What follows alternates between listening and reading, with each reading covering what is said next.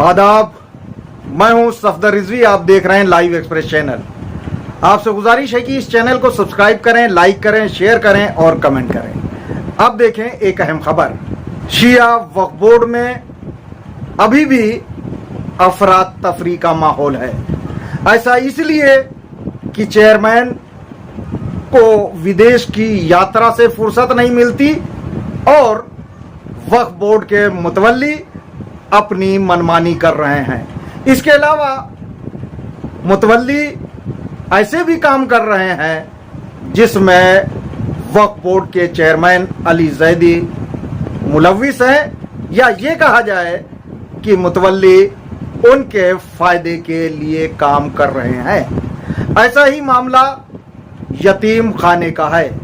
All India शिया यतीम खाना लखनऊ में है और इसे बुजुर्गों ने इसलिए बनाया था ताकि यहाँ यतीमों की परवरिश हो सके, यतीमों की शिक्षा दीक्षा का काम हो सके। एक जमाना था जब बुजुर्गों की देखरेख में यहाँ यतीमों पर खास ध्यान दिया जाता था। उनकी पढ़ाई लिखाई के अलावा उनकी टेक्निकल एजुकेशन पर भी ध्यान दिया जाता था।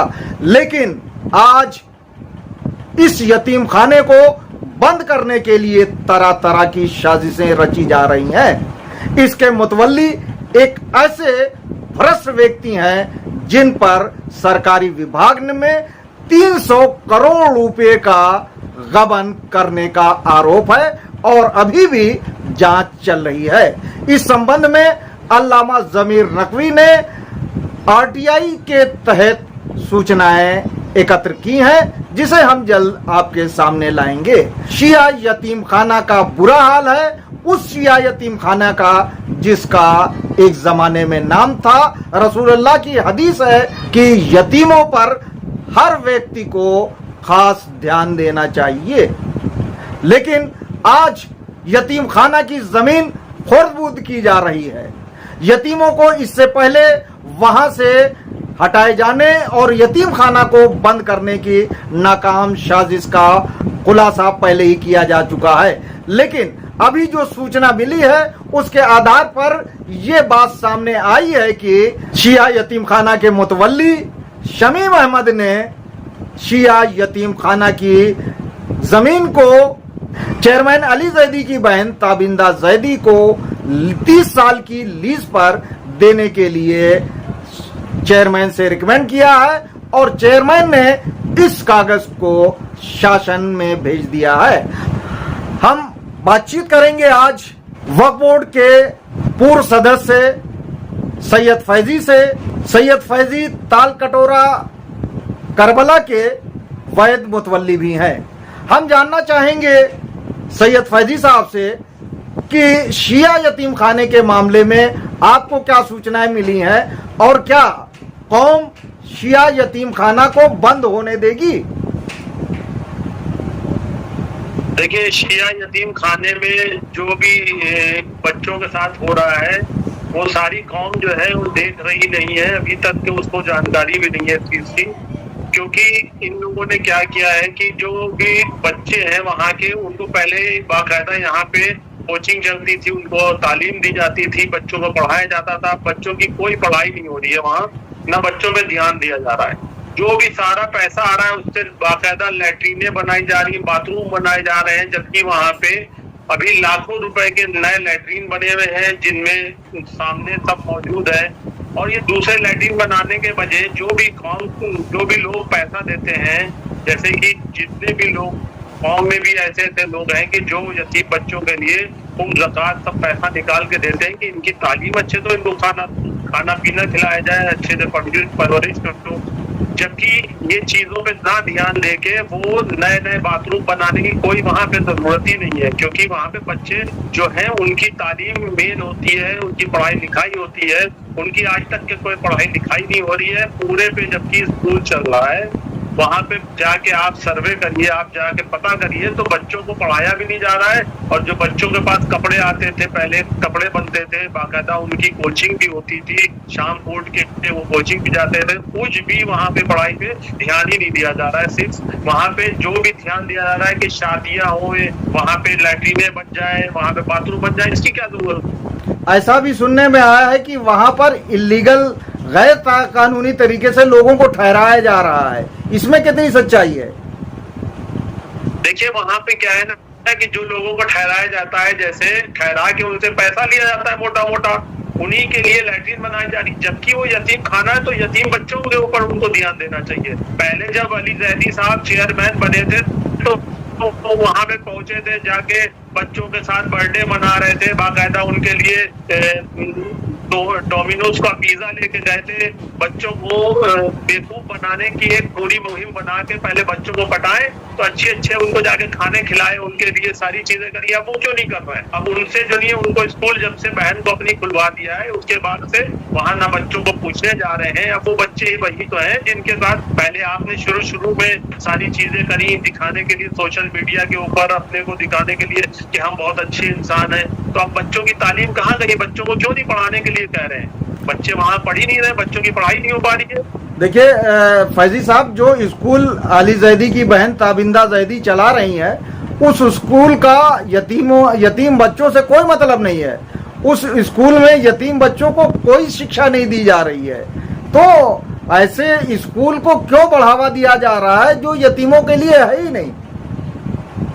देखिए यही तो चीज है कि जब वहां पे यतीम खाने में बच्चों की जगह पे तुम लोग यतीमों की जगह पे स्कूल किए हो, तो उन बच्चों को तुमको ट्यूशन भी देना चाहिए, उनको पढ़ाना भी चाहिए फ्री में। उनको क्यों नहीं पढ़ाया जा रहा? आप जगह तो यतीम खाने के लिए वो यतीम खाने की सारी चीजें यूज। क्या आपको नहीं लगता कि यतीम बच्चों की तादाद भी बढ़ाई जानी चाहिए, उनकी टेक्निकल एजुकेशन पर भी ध्यान दिया जाना चाहिए? देखिए पहले बच्चों का वहां पे जो लोग बच्चे पढ़ते थे, उसके बाद उनको काम सिखाने के लिए भी बताया जाता था, उनकी परवरिश कायदे से हो रही थी। अब बच्चे यतीम खाना तो एक नाम का बना दिया गया, यतीम खाना। उस पर पूरी तरह से काबिज होने के लिए स्कूल में अपनी बहन को कोशिश कराई जा रही है कि ये पूरा यतीम खाना, पहले भी आपने जब न्यूज चलाई थी उसके बाद से ये सब चीजें चेंज हुई, वरना तो पहले ही प्लानिंग थी, पहले ही बोर्ड उतार दिया गया था, यतीम खाना वहां से खत्म ही करा जा रहा था कि इसकी रिन्यूअल नहीं हुआ, उसका ये नहीं हुआ है, वो नहीं हुआ है, ये कहे के बहाने से। वो तो कहिए कि आपकी न्यूज चलाने के बाद से ही ये चीजें वहां पे रुकी, बच्चे आज मौजूद हैं, वरना तो बच्चे भी खत्म किए जा रहे थे कि पूरा एकदम टोटल स्कूल ही चल रहे। तो ये चीज गलत है, हम लोग होने नहीं देंगे, क्योंकि देखिए जब तक ये यतीम खाना है तो यतीम खाना ही रहेगा। देखिए वक्फ बोर्ड के ही अधिकारियों ने ये सूचना दी है कि 30 साल की लीज के लिए अली जैदी ने शासन को कागज भेजे हैं। क्या ये साफ साफ इंडिकेशन नहीं है कि अब यतीम खाने पर ये पूरी तरह से कब्जा करना चाहते हैं? कि यतीम खाने तो कोई कब्जा नहीं कर पाएगा, ना ही कब्जा हम लोग होने देंगे। कौम के लोग हैं जितने भी, वो सामने आएंगे, यतीम खाना थोड़ी ना खत्म होने देंगे। और अगर कौम के लोग नहीं आएंगे तो हम जाएंगे वहां पे, हम रोकेंगे। हम लोग काहे के लिए हैं? या वहां जाके यतीम खाना जैसे चल रहा है, यतीम खाना आज तलक के हम अपने बचपन से सुनते आ रहे हैं, यतीम खाना वहां है तो यतीम खाना ही रहेगा। इनके कोई लीज करने से कोई कुछ नहीं होगा।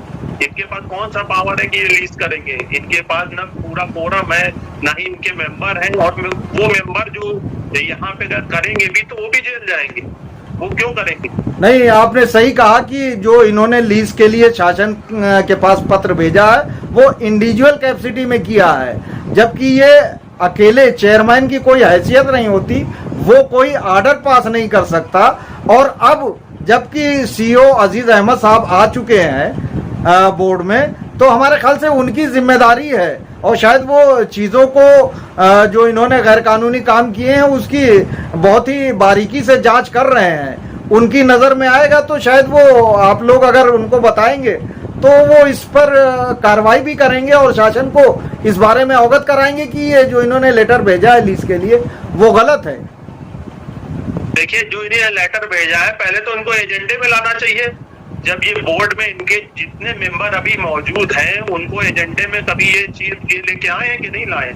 अभी तक के ना एजेंडे में आया, कहीं ये इनके कहने से थोड़ी ना लीड हो जाएगी किसी के। जब तक कि ये चीज एजेंडे में नहीं आएगी, मीटिंग में पास होगी, जब जितने भी मेंबर हैं सब बैठ के पास करेंगे, तब ये चीज मानी जाएगी कि हाँ ये लीज करी जाए कि नहीं करी जाए। ये अकेले थोड़ी ना फैसला ले सकते हैं।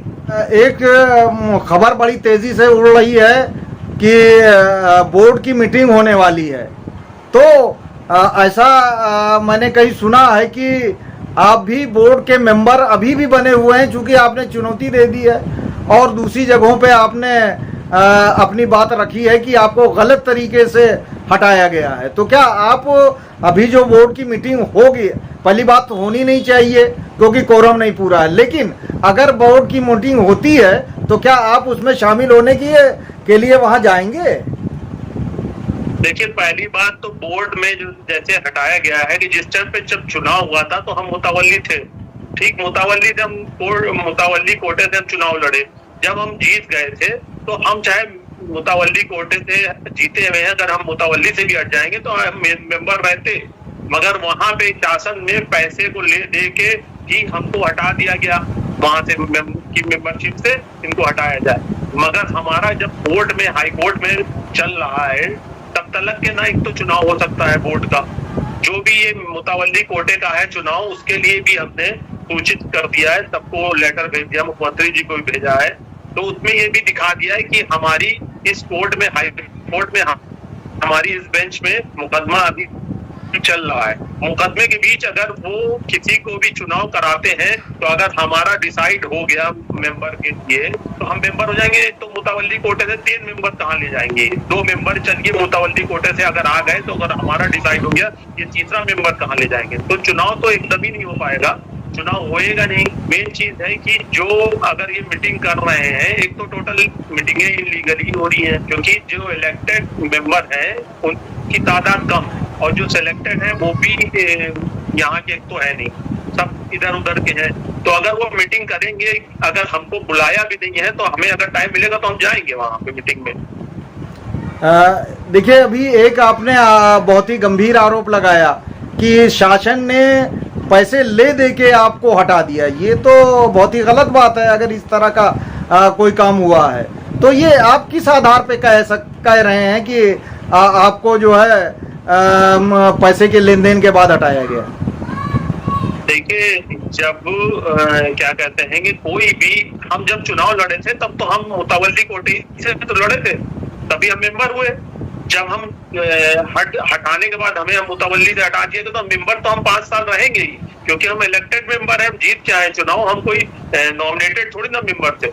शासन भी नहीं हटा सकता है, मगर शासन की मिली भगत से ऊपर तलक के किसी को पता ही नहीं है, नीचे वालों ने पैसा ले दे के ही सारी चीजें करा के फौरन आदेश करा दिया, फौरन सारी चीजें करा के ही हमको हटा दिया गया है। तो वो लीगल थोड़ी ना, इलीगल इसी के ही तो बेस पे हम हाई कोर्ट गए हैं। देखिए, शासन की जहां तक बात है, वहां अल्पसंख्यक का कार्य जो है शकील अहमद सिद्दीकी देख रहे थे। क्या इसमें उनकी मिली भगत है, आपको लगता है? देखिए, जो भी नीचे के अधिकारी हैं सारे, उन सबकी मिली भगत है, क्योंकि शासन को ऊपर से जो भी अधिकारी बड़े हैं उनको जानकारी नहीं दी कि ये इलेक्टेड मेंबर है, इनको हम नहीं हटा सकते हैं, ये 5 साल तक रहेंगे। जब ये चुनाव लड़े थे तो ये मुतावल्ली थे, जब मुतावल्ली अगर हम ना होते वैसे चुनाव लड़ जाते तो चलिए आप हटा सकते थे। जब उस टाइम पे तो हम मुतावल्ली थे, मुतावल्ली तो हम बाद में हटे। तो ऐसे ही 5 साल के लिए जो बोर्ड में जब इलेक्टेड जो भी मेंबर होता है पूरे 5 साल के लिए होता है। हमने ना कोई इस्तीफा दिया, ना ही हमने कोई चीज ऐसी की है कि जो आप हमको हटाइए। चलिए, हटा दिया तो उसी के ही वजह से तो हम हाई कोर्ट में गए हैं। हाई कोर्ट को हमने चैलेंज किया, जब तक के हमारा हाई कोर्ट में चल रहा है तब तक के ना ये चुनाव करा सकते हैं, ना ही कोई चीज ऐसी कर सकते हैं। हाँ, जब हमारा हाई कोर्ट से जो भी डिसाइड हो जाएगा कि हाँ ये मेंबर नहीं है, अब इनका खत्म हुआ है, तो हम हाई कोर्ट का जो भी होगा वो हम मानेंगे। वक्फ मंत्री का कार्यभार ले चुके हैं राजभर साहब, ओपी राजभर। क्या आप मिल पाए या मिलने की अभी आपकी प्लानिंग है? देखिए, वक्फ मंत्री से हम मिले, हमने उनको जो भी कागज थे वो हमने उनको दिए, जो उन्होंने मांगे थे, और जो भी उन्होंने शिकायत हमारी थी वो भी ली, उस पर उन्होंने आगे भेज दिया है। देखिए अभी बहुत सारी मनमानियां की हैं चेयरमैन ने और यहाँ मौजूद नहीं रहे हैं, जिसकी वजह से वक्फ बोर्ड को बहुत नुकसान हुआ है, खासकर अब्बास बाग की करबला को लेकर। अगर वो यहाँ होते तो जो काम उन्हें करना चाहिए था वो काम मौलाना कल्बे जवाद साहब को करना पड़ा, जिसकी वजह से उनकी बेइज्जती भी हुई, उनको जो है उल्टा सीधा कहा गया और उनके खिलाफ बहुत कुछ आरोप लगाए गए, जिसको लेके उन्होंने पहले डीएम के खिलाफ और उसके बाद सीपी के खिलाफ जो है आवाज़ उठाई है। लेकिन हमारा सवाल ये है कि अगर चेयरमैन अली जैदी यहाँ मौजूद रहते तो शायद अब्बास बाग की करबला को वो नुकसान न होता जो आज हुआ है, जिसके लिए मौलाना कल्बे जवाद ने पुरजोर आवाज़ उठाई है। देखिए मौलाना कल्बे जवाद साहब ने जब इनको चेयरमैन बनाया था तो ये सोचा था कि ये हमारे साथ कंधे से कंधा मिला के शामिल रहेंगे, मगर ऐसा नहीं हुआ, क्योंकि ये कभी भी कोई भी वक्फ की जितनी भी लड़ाइयाँ हुई उसमें शामिल कहीं नहीं थे, जबकि वक्फ की लड़ाइयों में हम लोग खुद भी शामिल थे और बहुत से लोग शामिल थे। तो ये एकदम से अचानक से पैदा हुए, फिर भी कल्बे जवाद साहब ने सोचा कि हम इनको बना दें, क्योंकि ये उनके रिश्तेदार लगते हैं। इनके ऊपर कल्बे जवाद साहब के ऊपर प्रेशर बनाया गया कि इन्हीं को चेयरमैन बनाया जाए। तो इनको बनाया जब चेयरमैन गया है तो एक संस्था से कोई आता है या कोई एक इदारा होता है तो उसके तहत ये आए हैं, जबकि ये कोई इदारे में भी नहीं, ना ही कोई संस्था में, न कभी इन्होंने सोशल वर्क ऐसा किया हो कि कोई इदारा चलाया हो या कोई इन्होंने अपना जैसे बता रहे हैं कि जैसे संस्था से आए ना वो संस्था में कोई रहे कभी भी। तो एकदम से जब जिसको चेयरमैन बना दिया जाए और वो आदमी बैठा हो उस कुर्सी पे जिसको उस कुर्सी का कुछ पता ही ना हो, तो वो चीजें जो रहेगा कहाँ से कर पाएगा। अब कल्बे जवाद साहब जब वहां गए थे तो इनको साथ में जाना चाहिए था, उसके बाद में जाते अगर पता चला था। इन्हीं ने कोई कार्रवाई आज तक के नहीं करी कि जो भी कल्बे जवाद साहब वहां 10 चक्कर जा चुके हैं, इनको जाना चाहिए था, ये एक भी चक्कर वहां पे गए हैं अभी तक के, पूछिए इनसे, पूछा जाए। यानी आप तो साफ साफ ये कह रहे हैं कि अली जैदी जो चेयरमैन है, इनकी वजह से, इनकी गद्दारियों की वजह से, इनकी गैर जिम्मेदारी की वजह से मौलाना कल्बे जवाद साहब को बेइज्जत भी होना पड़ रहा है। क्या आपको लगता है इन सब की जड़ चेयरमैन अली जैदी है? देखिए वो तो आप देख ही रहेंगे कि जब मेन चीज है कि वक्फ बोर्ड जहाँ नहीं बोलेगा तो अगर हम आप जाएंगे तो हम आपकी कोई वैल्यू ही नहीं है वहां पे, क्योंकि जो मेन चेयरमैन है जब वही कोई चीज नहीं कर रहा है, ना आदेश दे रहा है, ना ही कोई उसको जो भी चीजें सामने आ रही है ना उस पर कोई कार्रवाई कर रहा है, तो समझ जाता है प्रशासन भी कि हाँ ये वक्फ बोर्ड में जगह नहीं है। इसके मतलब कल्बे जवाद साहब वहां जा रहे हैं तो वो ऐसे ही जा रहे हैं। जब ये भी उनके साथ अगर जाए, कंधे से कंधा मिला के खड़ा रहता, तो प्रशासन भी समझता कि हाँ इसमें इन्वॉल्वमेंट वक्फ बोर्ड का है। तो इन्हीं की वजह से ही उस जमीन को कहा जा रहा है कि वक्फ में है ही नहीं। मेन जो रोल है वो चेयरमैन का ही है। चेयरमैन अली जैदी यानी वक्फ बोर्ड के खिलाफ हंगामा करना चाहिए कि जो कि आप कैसे किस तरह से जो है वक्फ संपत्तियों को बर्बाद कर रहे हैं। उससे पहले कितने धरने प्रदर्शन होते थे वक्फ बोर्ड के खिलाफ। अब कौम क्या सोच रही है कि इनके घर के रिश्तेदार हैं तो हम खड़े होंगे, तो जनाब नहीं खड़े होंगे साथ में, मगर जनाब अगर कौम खड़ी होगी तो जनाब खड़े होंगे, क्योंकि वक्फ के लिए वो लड़ते आ रहे हैं और लड़ते रहेंगे। अगर कौम आगे आएगी तो वो इस वक्फ बोर्ड के खिलाफ भी खड़े हो जाएंगे। आखिर में आप क्या कहना चाहेंगे लोगों से और वक्फ बोर्ड के बेईमानों से? देखिए वक्फ बोर्ड के जो बेईमान हैं, जिन लोग बेईमानी करके सोच रहे हैं कि हम बच जाएंगे, वो कोई नहीं बचेगा। ये सरकार है योगी जी की, इसमें जितने भी घोटाले कर रहे हैं सबको जेल जाना पड़ेगा। इसमें बच नहीं पाएगा कि हम वक्फ बोर्ड में जा रहे नहीं है तो हम बच जाएंगे, ऐसा कुछ भी नहीं है। और ऊपर वाले ने कुछ हमारी जो अच्छे काम होंगे इसीलिए हमको 3-4 मीटिंगों के बाद ही हम वहां पे नहीं गए। अब जितने मेंबरों ने साइन किए, जिन जिन चीजों पे अगर की होगी वो सब जेल जाएंगे, ऐसा थोड़ी ना कोई बचेगा। आपसे गुजारिश है कि इस चैनल को सब्सक्राइब करें, लाइक करें, शेयर करें और कमेंट करें।